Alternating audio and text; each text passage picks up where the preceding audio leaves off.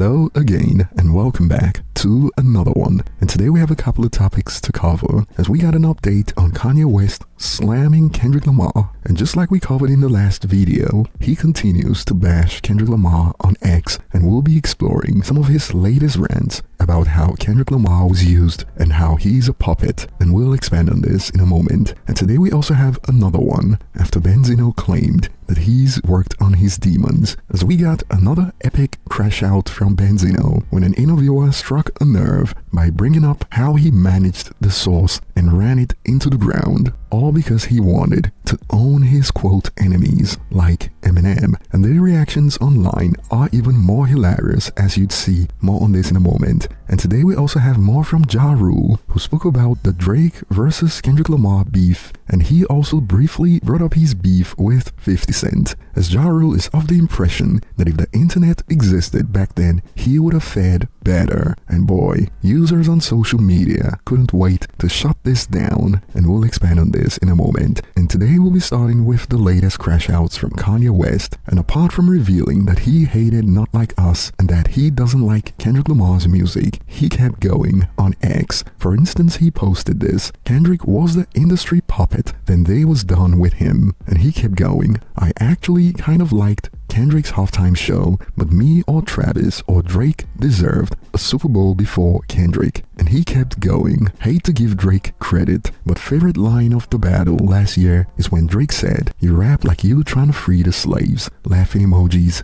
He does. And this man wasn't done. He added, Kendrick sound like a sexual assaulter. And he kept going. Nobody has ever listened to Kendrick or knows any of his songs. And he expanded on the position that he's chosen to take. I don't personally have an issue with Kendrick. I probably will now. But he was a pawn to take down Drake, because these record labels don't want big artists, because the smaller artists are easier to control and replace. And this has sparked reactions all over the place. On one end, some believe, yeah, most people on this app didn't listen to him until the beef. Before that, he relied on the industry, gassing his releases. And more on this note, he isn't lying though. Kendrick became famous because of Drake. What?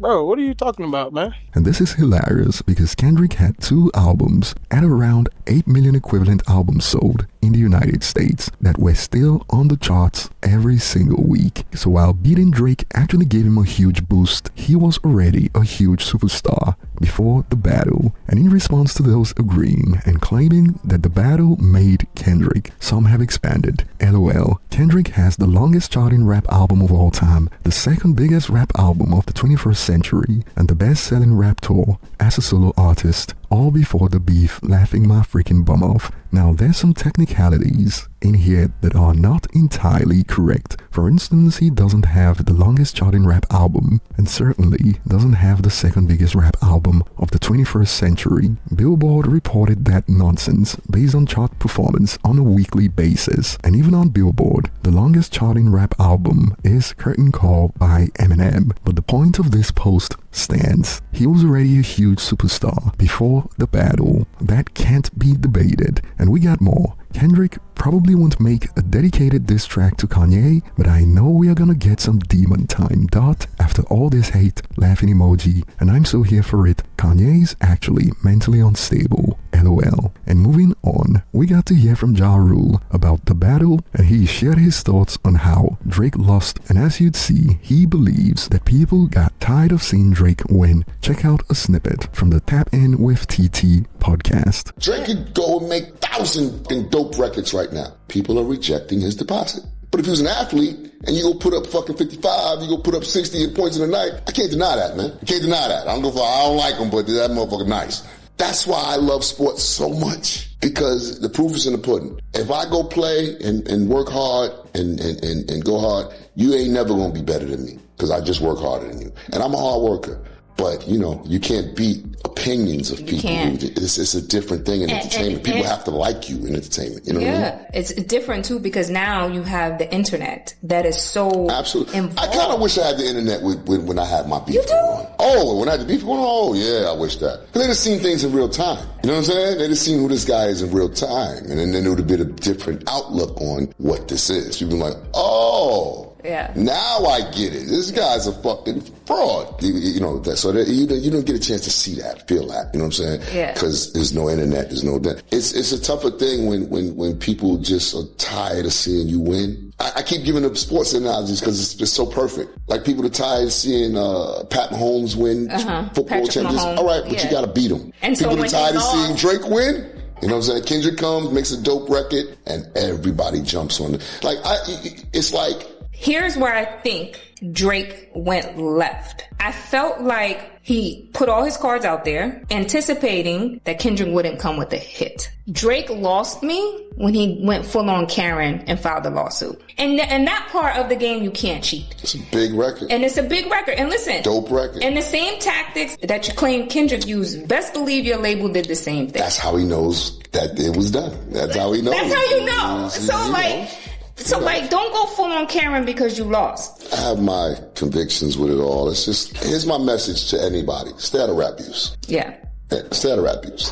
But users were quick to remind him that things would have turned out worse if social media was a thing back then. As a user expanded, dude, the internet was around, just not this social media craze, and it would have been worse. The man basically ruined you through word of mouth on the streets. Can you imagine now? Facepalm emoji. And more on this note, if the internet was doing that during the 50 and Ja beef, he wouldn't be heard from again. Laughing emojis. Dudes would have had memes for days. He's drinking too much Amber Opal, LOL. And personally, I have to agree. Think about all the digital footprint, all the memes, and it would have been much worse than what Drake is going through right now on social media. I mean, much worse. And on this note, another user expanded. He should be lucky the internet wasn't around then.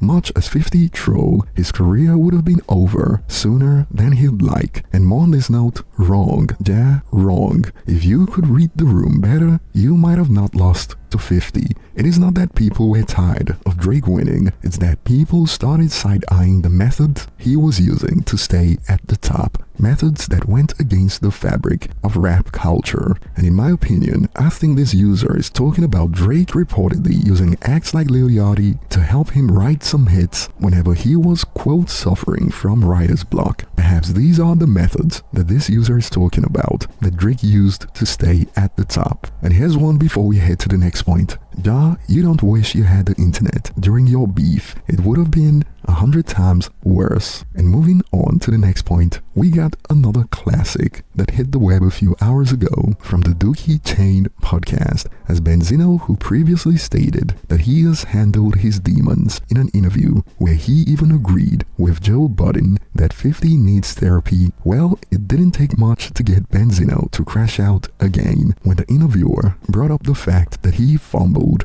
the Source magazine, and this was how it went. You don't know me. You think you knew me? I'm talking about now the way you are with hip hop. You're a type of white guy that's like, yo, and I'm hip hop, and you got to make sure that I'm hip hop, and you know what I'm saying, like, bro, like. No, but I want to call you out and say, dude, you had a really important piece of hip hop was the Source Bible. Yeah, but I'm saying, but the Source Bible, and it got fumbled, and I bro, wanted to I had talk it for about 18 years. I understand I made that, but it could dollars. You could have made billions. You could have made billions. Have you ever had the ball? I'm asking something. Tell me about something that got fumbled. I'm asking you. You're going about it how like white Eminem fans go about it. Hold on, bro. You don't even have. You've never done nothing. Do we agree the Source could still be a thing right now? Do you agree that you ain't done shit in hip hop? I haven't done the Source. You're right. So then what gives you the fucking right to even question about something that I fumbled? Answer my question. What gives you the right to say something that I fumbled as big as the fucking Source and as much as it did? No. Answer the question. You already said it. What gives you the right? Because I have a microphone in front of me and we're on my show. Right. Okay. Right. So what I'm telling you is you ain't hip hop. You ain't done shit, and you're just a fanboy. That's it. You don't think the Source could still be running? Could be a huge multimedia company. You're a fan of what the fuck I done. I'm not a fan of what you done. You're right. I tried to be, but you giving off a hater vibe. You giving off like some crap Eminem crap vibe.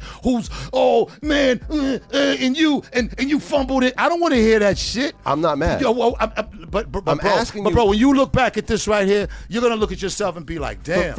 I'm asking you. You're one of these miserable white guys who wants to be accepted so bad.